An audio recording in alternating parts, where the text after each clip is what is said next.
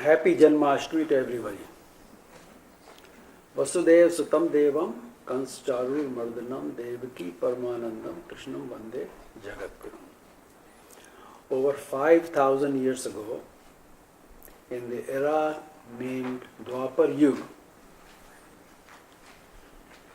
and the name Dwapar Yuga, how did it come about? Dwapar Yuga, it is called because it follows two yugas, namely Satyug, the era where prominent guna is Sat, and the second one was Treta Yuga. That yuga was the yuga of three deities, Devata, Brahma, Vishnu or Mahadev. So the yuga that followed the two is called Dwapar Yuga. Bhagavan Shri Krishna was manifestation of Parabrahma Parameshwar. He did say that he is Ishwar and one should perform only his bhakti. Like it is said that the proof is in the pudding, that's a common saying. So Bhagavan Shri Krishna is what he said he is. That is evident by the Gyan which he gave to Arjuna. Here we are studying the same Gyan so that we all can be free from the cycle of birth and death. I have found that it is extremely important to understand the second chapter of Gita. This makes understanding of the rest of the chapters a lot easier.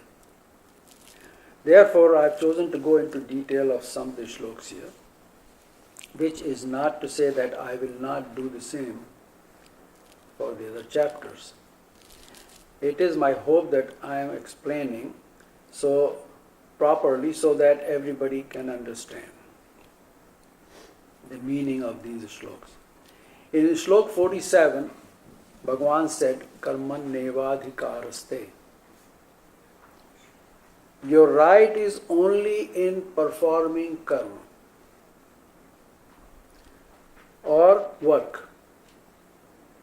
And in Shlok 48 he says, Yogastha kuru karmani.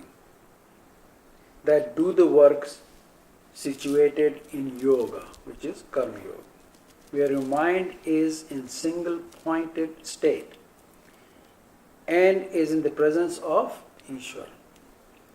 And since there is some work going on all the time, it follows that Bhagavan is saying that you should always remember him. There is not a moment when there is no karma is not going on. Ishwar is everywhere. So you don't have to go a certain place to remember Ishwar. You can remember anywhere. And all Devata, they are his powers, his Shakti. And the Prapanch is with Bhairav Devata. So in the final analysis, there are only two, Ishwar and Jivatma. The rest of them, Devata belong to Ishwar and Prapanch is with Devata. Ishwar directs Prakriti, his Parashakti, Maya, to create the sansar and manifest Jeev into it. Then Ishwar imparts the Gyan of the four entities to Jeev so that with this Gyan, Jeev can perform Karma Yoga, not just Karma, Karma Yoga, and be one with Ishwar. Since Ishwar and Jeev, the two are similar, so Jeev can perform action so he can get to Ishwar. But all Devata have the freedom to attract Jeev, to worship them. Ved, it's called Ved, attraction. They have all the means to attract Jeev to them. They show magic. They do all kind of stuff. And give them the fruit of those actions. Devta will give the fruit of action which we perform on our own accord. The actions which we perform on our own accord, those actions are rewarded by Devta. And our actions depend on our likes and dislikes and other preferences. All our likes, dislikes and other preferences occur in our mind. That's where they occur, which operates with the power of Devta. These actions are simply karma. So Devta lures and helps Jeev to perform and then receive the action of fruit of that action. This is the bondage in karma. That's why karma is got a bondage. Mahatma Gandhi and Vinobaji both have said that Gita is for householders, not necessarily for sannyasis. People say, I will read Gita when I get old. That's not true. That's not right. They say that you get into every action while remembering Ishwar and say that I am performing the karma, but its fruit is in your hands. So while you start the karma, you tell Ishwar, I am performing this karma, but the fruit is in your hands. It's not in my hand. And in fact, if everybody had the control on the fruit of their action, there would be no problems in this world, would there? This way, you will have no attachment to karma and it will cause no bondage. This is what Gandhiji and Vinobaji said. Because the bondage happens under Rajogun. Therefore, for such a person, Bhagavan said, the person who is operating in Rajogun, for him Bhagavan says, Ma karma phal hetur bhuma. He will have the desire for the fruit of action. However, he shall not attach to it. The Rajoguni person does have a desire for the fruit of action, but he should really not be attached to it. Whether he gets it or not, he should not be attached to it. So remembering Ishwar during karma and saying that I am performing the karma but its fruit is in your hands will be beneficial to the person in Rajogun. It is unfortunate that today human tendency is to enjoy the pleasures and powers, bhog aishwarya, to the last moment of their lives. Even when person is in the ripe old age of 80 and beyond, he still wants to enjoy the pleasures even though their senses have little or no power to do so. They want to live longer to enjoy bodily pleasures. The big pharmaceutical companies produce drugs to serve this purpose. This is Rajogun. And it continues to the end of their lives, which results the next life as the life of bondage. So they come back and do the same thing over and over again. The Rajogun invariably leads into Tamogun. The Rajogun and Tamogun are in very high degree, high level in Devatas. Devatas are made up of Rajogun and Tamogun primarily. Now we look into karma process. A recent research at MIT has shown that when there is any movement, it makes a sound. Any movement does make a sound, whether you heard it or you didn't hear it. The sound can be captured at a future date also. In an experiment, music was played to a bag of potato chips. They can't dance, but they played music to the bag of potato chips. And its video was recorded in a soundproof room through a glass plate. When the video was played, there was sound associated with the motion caused by playing of the music to the bag. It took specialized equipment to decipher that music, but they were able to do it. So what does this mean? We have known karma is performed mentally, vocally, by speech, and physically. When karma is only mental, it is called agantuk, meaning that the seed of karma has been sown. When it is vocal, the mental is also there. It is called anarabdha, meaning that the seed now has sprouted and plant has started to grow. And when it becomes physical, it is called prarabdha, meaning that the plant has now yielded the fruit. Now it becomes our destiny. As we keep doing different karmas, they all add up and they make our destiny. It is registered for delivery of its fruit at a later date. This is the bondage with the karma. So how can we not be subject to the bondage caused by karma? Simply have no desire for or detach from the fruit of that karma, as explained last time in Shlok 50 and 51. So it is karma yoga that robs the karma of its ability to cause bondage. So karma yoga does not let the karma to be bondage, to cause bondage to jiva. Now this can only be performed when one is in union with Ishwar. Now there is involvement of Devta in all steps. In case of karma, at the mental level, it is Devta which has domain over the mind. For the vocal karma, there is a Devta. And for the physical or the prarabdha, the fruit is recorded to be administered at appropriate time. Fruit of actions are to be administered. So we, the jiva, can only initiate the karma.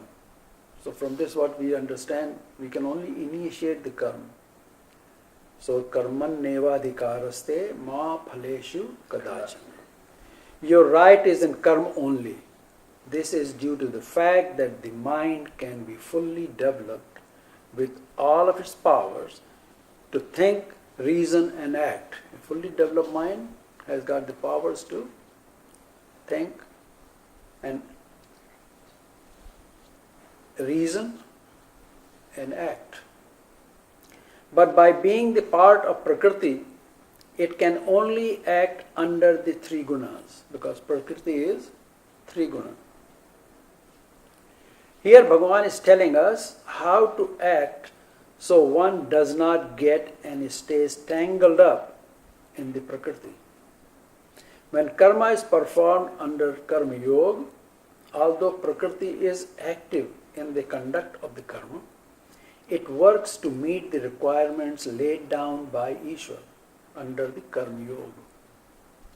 Another very important point here is that when one engages in karma under Karma Yoga, slowly the worthiness of that person becomes such that Devta is unable to interfere in his karma.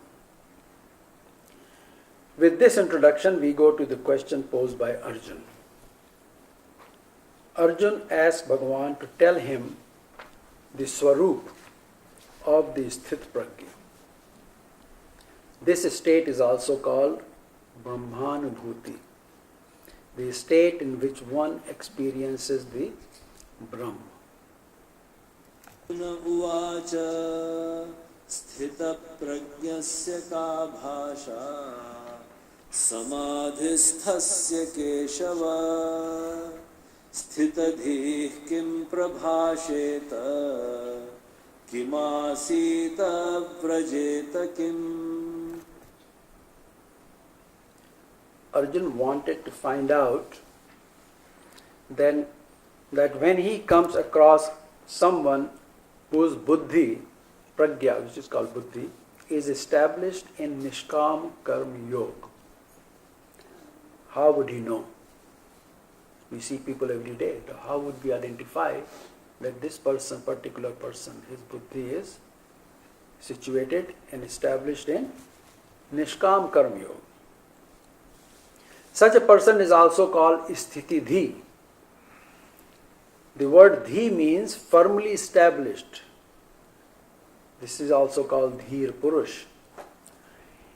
He is firmly established in the evenness of mind in success and failure.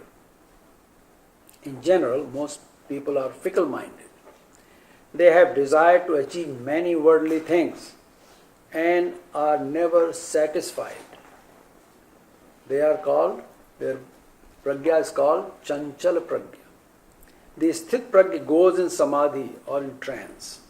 Arjuna wants to know how to identify such a person when he comes out of samadhi or trance into the awakening state. We all are in the awakened state here. We are in the Jagrata state, awakened state, in which we differentiate ourselves from others. That's the key. We differentiate.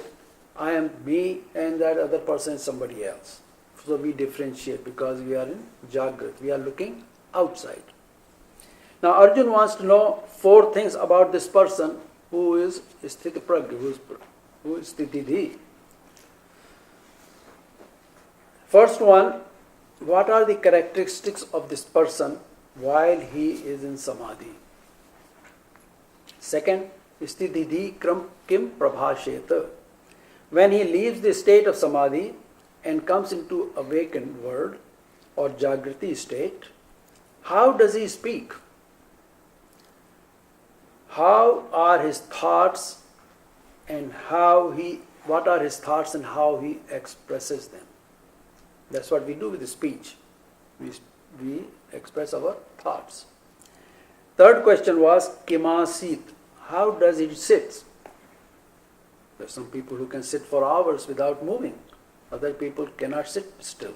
They just move around, get up, do something else. That's Chanchal Pravritti. But this person, Arjuna wants to know how this person sits. Does he sit with like asana, sit down like other people in prayers people sit? Or how does he sit? Shukdev Muni sat for 7 days while he apprised Parikshit of the Leelas of Bhagavan Sri Krishna. He didn't get up. For 7 days constantly he was talking. And the fourth question was Vrajet Kim. How does he move around? Here the point is that person who has experienced the samadhi, he goes in samadhi while he is in jnana. He cannot go in samadhi without jnana and bhakti. He is pursuing jnana, Ishwar jnana and performing bhakti. He goes in samadhi. Bhagavan answered this question in following shlokas.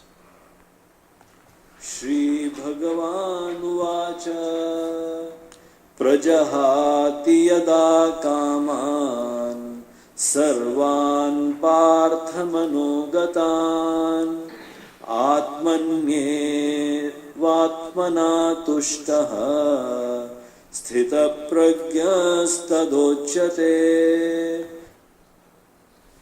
Bhagavan says, O Parth, in that time, जिस काल में this person prajahati means completely casts off sarvan manogatan kaman, all the desires situated in his mind, each and every one of the desire of his mind, and is tushta, is satisfied in what? Atmana ev atmani, by his Atma, in his Atma. He is totally at peace, he is satisfied. Tada sthit pragya uchyate. During that time, us kaal mein, he is called sthit pragya. Now let us look at this in detail. Bhagavan says that this man casts off, let go of all thoughts and desires of his mind. How will this happen? One who has tried to meditate will know that when he tries to concentrate, all sort of thoughts start pouring into his mind. Things he never thought of, they also come in his mind. Some are good, shubh, and some are ashubh, which are not very good, they are evil. He has to remove all thoughts because all our miseries are born out of our thoughts. Thought is not our friend. So first, and this is proven here, because he gets rid of all his thoughts. If they were a friend, why would Bhagavan say, let's get rid of them? So first he removes bad thoughts. That's natural. And then let the good thoughts stay. Then he will start to get rid of his good thoughts as well. When other thoughts are entering the mind, it is not possible to obtain Ishwar Gyan. When you have always, your mind is bombarded by all kind of thoughts, your mind cannot concentrate on Ishwar. And to meditate on the name, you cannot meditate on the name either, because you're always thinking about something else. So how he leaves thoughts that come into his mind? He analyzes each thought, and the ones which do not relate to Ishwar, he leaves them. So that's the litmus test. If some thought comes to my mind, I have to think, does it really relate to my bhakti to Ishwar or not? If it doesn't, it's not my thought. Forget about it. Let go of it. So the first characteristic is that he gets his mind blank. If you go to Jnani to obtain Jnana, the first thing he asks is to come after you have cleared your mind of all that you may have learned so far. Then I will teach you. Bhagavan also said to Arjun, Sarva dharmanya parityajya mam ekam sharanam braja. In chapter 18. Here dharma means all the thoughts which Arjun had in his mind. What were his thoughts? They were that if all were dying in this war, there will be admixture of caste, there will be cross, and the ancestors will fall from grace. They will be deprived of the offering of rice balls and water. Shraddha will not, nobody will be there to do Shraddha for them. That was his thoughts, concern. When Swami Dayanand, his previous name was Mool Shankar, went to his Guru Virjanand in Mathura, he said to throw away all your books in Yamuna. All the books, throw them all away. Then I will teach you. Because see, all those thoughts become impediment to learning. If you ask people what is the way to achieve a state of moksha, they will say, do good deeds. Then you will get jnana, through which you can get moksha. That's what generally people believe.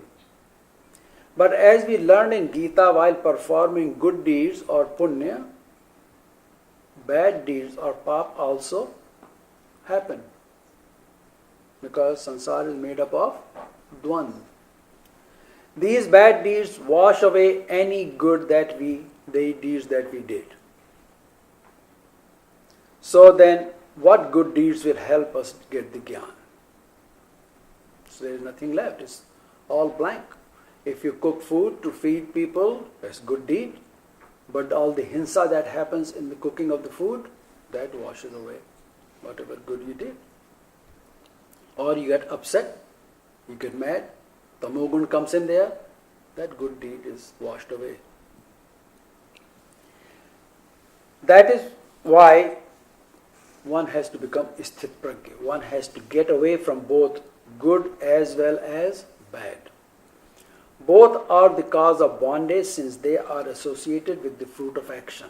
Why it's something we call good? Because of our likes and dislikes. Why it's bad? We don't like it. So that's our liking, that's bondage. The sthit prajna attempts to know Parmeshwar, and Parmeshwar will impart jnana. Therefore, one needs to completely cast off all thoughts. One example is that while the house is burning down, one needs to just get the heck out of there, burning house. Leave everything behind. If he waits to retrieve good or bad stuff, he can perish. So same thing here. Also, while trying to fall asleep, whether thoughts are good or thoughts are bad, they come to the mind, one is unable to fall asleep. Right? You can't sleep because the mind is active and thinking about something else. Similarly, while trying to enter the samadhi, one needs to make his mind free of all thoughts. This happens with practice, which Bhagavan has described in the 6th chapter, Dhyan Yoga. In Yajurveda and also in Kathopanishad, there is a description of 7 rivers which flow inward while the person is asleep. And when he awakens, these rivers flow outwards. These have been called Sapt Rishis, 7 Rishis. These 7 Rishis do tap all the time in our body with him, and they protect him, protect the person. These 7 Rishis are the senses: nostrils, ear, eye, skin, tongue, speech and mind, which register all the outside experiences. In a person who has no restraint on these senses turn into devil, not rishis, they become devil. These can be made into rishis who can show us the right path. So that is what sense control is. So Bhagavan says that when in samadhi, the person needs to make the senses like that of a person in sleep or introvert. Otherwise, he will see, smell, hear, feel, which will keep him from going into samadhi. You smell something good, the thought wanders over there. Or you thought about some tasty food, you cannot go in samadhi. Each sense gives different jnana through them. Now, when a person brings power of all the senses inside, his senses will not see outward. And he will slowly start getting the anand from within. Because what senses do? They sense outside and they are giving you all the pleasure from what you see. But when those senses are looking inside, then outside is blocked off.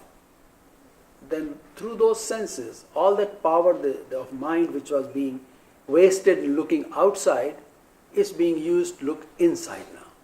And that power makes the mind more powerful, and the mind starts to get the joy within.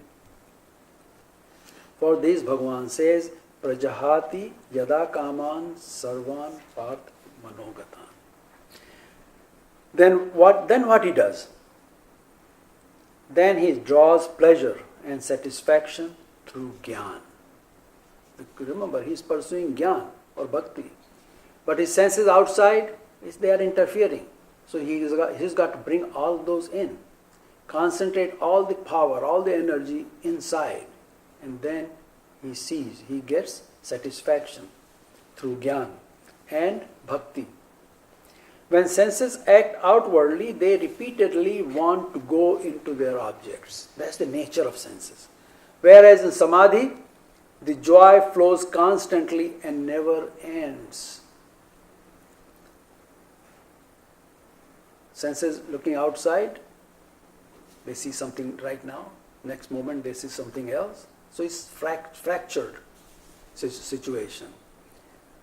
And when they're looking inside, it's constantly looking and enjoying, because inside it doesn't change. Senses working outwardly drain the Shakti of Atma. But when these are controlled, those Shakti make Atma so powerful that it enjoys the bliss within. Tell somebody, look inside, you will enjoy it. He doesn't know how to do it. He is always looking outside for something. Means somebody else will give me something. You see? No, you got to look inside and get pleasure from within yourself. That is a learned thing. You have to learn that. We learn it through Gyan. Such a person who has experienced the joy of Atma in Samadhi keeps getting the joy while he is in Sansar even. When he comes out of Samadhi, he still enjoys. This person is Sthit Prajna. Such a person has no need to talk to others. He is satisfied within. What are other characteristics of this person? दुःखेष्वनुद्विग्नमनाः सुखेषु विगतस्पृहः वीतरागभयक्रोधः स्थितधीर्मुनिरुच्यते. The third characteristic of a Sthit Prajna is Dukkheshu Anidugdhamana. He has already stopped all pleasure and pain from coming in. However, if someone said something and gave him the pain, or somebody is trying to praise him and make him feel better or good in their view, he feels no pain or he doesn't take any pleasure. And Sukheshu Vigataspraha. If somebody says pleasing words, he remains unaffected. He has no desire in sorrow or in pleasure, because both are problems. And further, Veet Raga Bhaya Krodha. Veet means has left him. What has left him? Rag. Rag is attachment. He remains completely unattached. You do what you're doing, I'm happy within myself. He lets nothing bother him, because he knows what all outwardly things are, what everything is outside. He has been there, he's seen it, he knows it, he left all those. They are not important to him. This he knows through Gyan, because now he's got Gyan, he knows whatever he was doing is really not good. He don't need it. Number 2, Bhaya, fear. The biggest fear that a person has is the fear of dying. That's the biggest fear. No one wants to die, because he still has many desires which he wants to fulfill. Well, I have to do this. Well, I have to see my children's children grow and their great-grandchildren grow. We have to do all this. And there is no end to these desires. They keep coming. The more you fulfill them, more they keep coming. The Sthit Prajna has no desires. We have seen that. He is satisfied within himself through the power of Gyan. Number 3 is Krodh. People get angry. The anger, a person gets angry when his desires are not met. That's the only time they get angry. If everything going fine, everything is doing great, they're not going to get angry. They are in control now, they think. So these are the things which a person has to get over. Sthitidhi mun richyote. His pragya or his buddhi is sthitidhi, now firmly established in his atma, not outside. And he is called Muni Richyote. He is called Muni. The word muni is derived from the word maun, or speaking little, or saying, or staying quiet. So the sthit prajna speaks very little as needed. People speak to express their worldly thoughts, which he has none. And he is not interested in entangling in sansar. So he need not speak much at all. He has no need for it. Why should he waste his energy? This is the fourth characteristic. So a person who has become sthit prajna and is one who goes into samadhi, he encounters all desires of his mind. He just renounces them. He has no attachment towards anything. He is unafraid and does not succumb to anger. Such a person called sthitidhi. Bhagavan explains further in the next slok.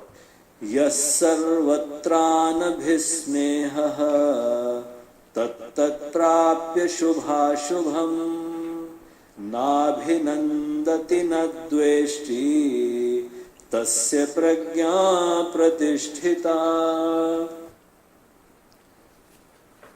Remember one thing, this all happens by the power of jnana. He is not doing it. It's the jnana within him which is doing. When he was acting outwardly, this devta, prakriti was doing everything for him. But now he is inward, where he is concentrating on Parameshwar, Ishwar. So the jnana from Ishwar is helping him do all this. Yes, sarvatra anibhisneha.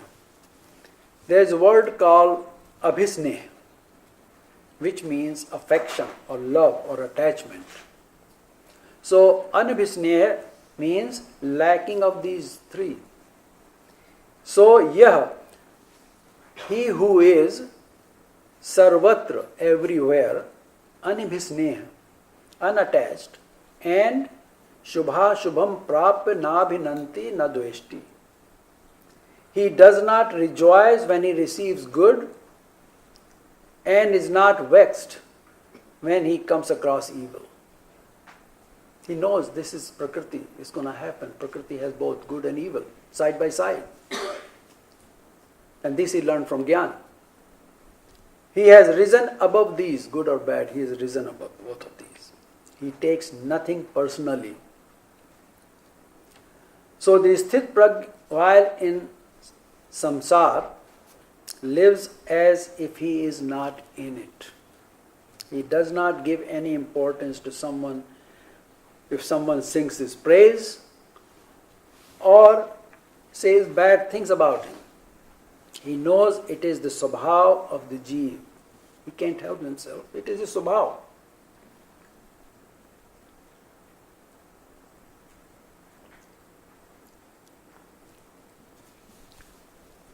He knows it is the swabhav jeev, and moreover, they are under the control of their karma. So they can't help themselves. If person doesn't have jnana, they'll take it personally. They say, he said this to me. How dare he say that? But with jnana, understand, this is all karma playing their part in this sansar. Now Bhagavan explains as to why the sthit prajna does this by giving an example in the next slok. He is telling why does he do that. What he does, he is not affected by his praises or somebody says bad thing to him. So why he does that and how he does that. Yada samharate chayam Kurmongani vasarvashah indriyani indriyarthebhyah tasya prajna pratisthita. He whose wisdom is steadied when he sees his senses going towards the sense objects outside, he withdraws them completely like a tortoise withdraws his limbs when it senses danger. He knows that if his senses go into their objects, it is dangerous for him. The bell rings, it's danger. Because when senses derive pleasure from the sense objects, in that there is no joy of Atma. Atma doesn't enjoy that. Therefore, having control of them, he does not let them go there. When he does this, know that he is getting ready to go into samadhi. Understand that his buddhi is steady. He is not getting into the worldly activities. So how do the sense object pose danger? That's the next question. One example is that of a deer. People who go hunting deer, they make a lot of noise in the forest, and deer comes running to it. And when the deer gets there, hunters capture and kill. So that's just one sense taking the life of the deer. Because he was running after the sense object. Same way a fish.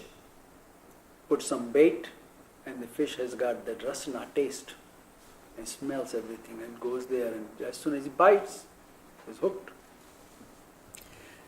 This is just from one sense trying to enjoy the sense object. On this, Rabindranath Tagore said that tiger kills his prey with one paw having 5 fingers. But humans have 6 senses, 5 senses and the mind, which are always preying on him. Therefore, the sthit prajna does not allow his senses or mind to go to sense object. Panchatantra says about the misuse of speech. Kar khalu nivaryate prahrateo nav kuru mukham. If someone is trying to hit you, you can hold his hand off, right? But you cannot stop one from speaking out. Can you stop somebody's speech? No. So that is dangerous. Therefore, the sthit prajna has to be muni, muni ruchyate. He doesn't say anything because people may take it wrong way. So when senses go into sense object, the result could be vikar. This is what vikar is. Therefore, he keeps the senses away from their objects, like sensing danger. And the tortoise, as soon as tortoise senses danger, he just pulls everything in.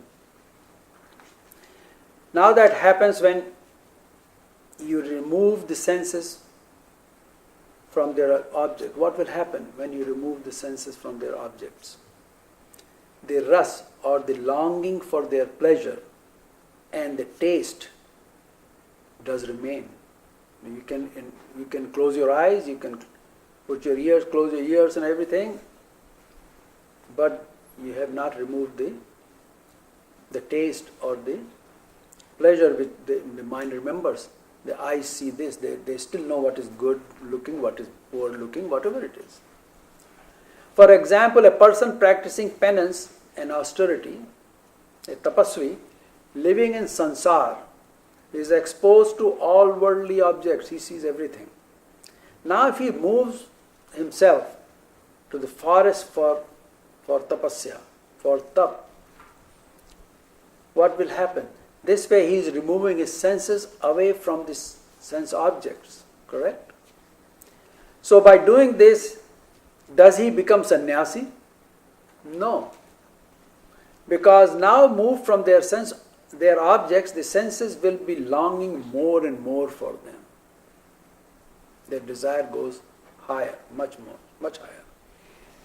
So senses have one, their objects, and second, the longing to enjoy their pleasure. So there are 2 things which senses have. Sense objects, vishaya, and longing to enjoy, desire to enjoy them. The true sannyasi is one whose mind develops no vikar. Even though he sees everything around, the mind is not affected. Even though the objects which cause vikar are nearby. You see, Arjun wanted to become a sannyasi and go and live in jungle. Bhagavan said that one needs not remove himself from the sense objects to be sannyasi, to practice sannyas. He says, Vishaya vinivartante niraharasya dehinaha rasavarjam rasopyasya param drushtva nivartate. here the simple meaning is that sense objects fall away from abstinent man. The person who is abstinent, the sense objects fall away. Leaving behind the longing for their taste. But the taste doesn't go away. Longing for the taste and pleasure doesn't go away. Now we look at this in a little more detail. A man does bodily penance in which he removes his senses from their objects. An example is not eating all day. Okay? A lot of people do that. We'll do vrat, will not eat. That's tap. Or will not speak a word this today, maun vrat, because he wants to practice being pure. So by fasting, the individual stays away from the food. So his mind is away from the food. However, the taste of the food is still there. He has not forgotten as to how certain food tastes. Furthermore, if he learns as to what is being cooked for the evening, then when he will break his fast, that's what. So he keeps thinking about the taste all the time, all day long. I'm going to eat kheer today. I'm going to eat shrikhand today. And the taste keep coming inside him. He is not eating. He is fasting. Okay. The sthit-praj does not need to do bodily penance, because he is param drashtva. He has seen Parmeshwar through Gyan. And with this, asya, for his person, rasopi nivartate. This taste of or the longing for the sense objects goes away. He has seen, he has got Gyan, and he has seen Parmeshwar through Gyan. He understands, and he knows what's right, what's wrong, what is good for him, and he just knows, and everything goes away. All the tastes of the senses, everything goes away. He eats whatever he gets, he will eat. Here the question was that as long as sense object is in front, the sense will go into their objects. So should we remove our senses from the objects? The answer is no, because the longing for the sense objects will still remain. You cannot remove these. Therefore, Bhagavan says, Yatato hyapi kaunteya purushasya vipaschitaha indriyani pramathini haranti prasabham manaha. Indriyani pramathini. The senses are of turbulent nature. Just like you take buttermilk and then you churn it and you get butter out of it, right? Therefore, O son of Kunti, for the person whose attachment for the sense object is still there, Purushasya vipaschita, he may be wise and practicing penance, haranti prasabham mana, but his senses will take over even his mind by force. That's how strong the senses are. Person is doing penance, tap, but his senses will overcome his mind. A person who has Gyan and is trying to unite with Parmeshwar, while in sadhana his mind goes in and out of concentration, goes in and out. This is coming in chapter 6, where Bhagavan says, yato yato nischarati manas chanchalas masthiram tatasto niyamet tadatna vasham nayet. Says when sadhak, the one who is doing the sadhana, or practicing the tap, tries to concentrate his mind in Ishwar, the restless, unsteady mind tend to wander away. It just goes away. Cannot concentrate a lot of times. The movement of this occurs, as soon as the movement this occurs, sadhak brings it back. He knows the mind is wandering off, so he brings it back. This takes time out of his sadhana, so his sadhana becomes shorter.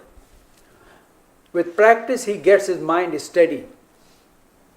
And the example is yatha deepo nivatastho nengate. A lamp in a spot which is sheltered from wind does not flicker. That's how his mind becomes. And that all takes practice, a lot of practice. This does not happen when senses take control. When senses take control of mind, it will not happen. So he practices the control of senses. In Slok 54, Arjuna has asked that how does a sthit prajna sit? Kima sita. So Bhagavan says, Tani sarvani sanyamya yukta asita matparaha vashe yasyendriyani tasya prajna pratisthita. Yukt asit. He sits with himself established in yoga. And mat parah, with me in his mind. So here are two things. While he's sitting established in yoga, karma yoga, and his mind is established in Ishwar. His focus is only on me. And Tan sarvani sanyamya. Then having control all his senses, vashehi. He sits focused on me as supreme, not just anything else. He is the supreme. He controls his senses only with his mind focused on me alone. So what Bhagavan is saying, once you focus your mind on me, your senses will be controlled. He controls, he provides the power of Gyan to control the senses. His pragya or buddhi is settled. The mind has to be busy somewhere. That's the nature of the mind. It has got to do something. So, when he removes his mind from the senses and their objects, the only place in the mind can go is to Ishwar. That's why Ishwar is very important karma yoga. It's imperative that you do Ishwar bhakti. Then the mind has a place to go to. Otherwise, mind cannot be controlled. From this it follows that to get to Parameshwar, all one has to do is to move your mind from the worldly things and put it to Ishwar. By doing this, you make a flow of activities of your mind upwards, because Ishwar is Urdhva.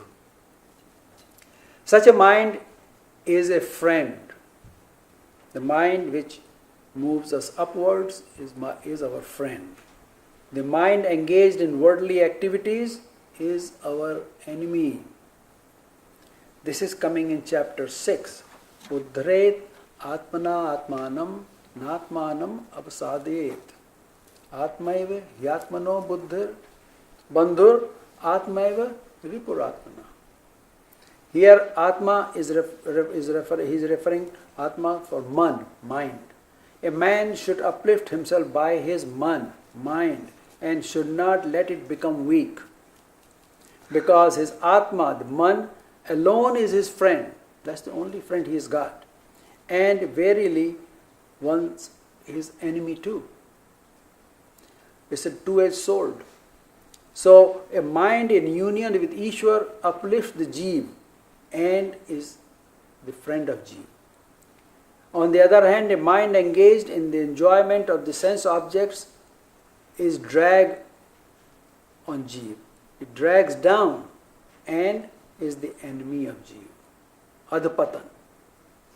So, as said before, when our senses are involved in sansar, the power of our man or atma is fragmented into pleasure and of the different sense objects, making it weaker. So if you have so much power, it's going into 6-7 different locations. Now it has divided into that many parts. So it by itself is not very powerful now. United we stand, that's what the saying goes. So the Sthit Prajna, having the control of his senses, uses the power of his mind to meditate in Ishvara, thus coming closer and closer to Ishvara. Next time we will see what Bhagavan says about the nature of the sense objects and what happens when one even thinks about these sense objects. Indriya Vishaya. Shri Krishna Paramastu.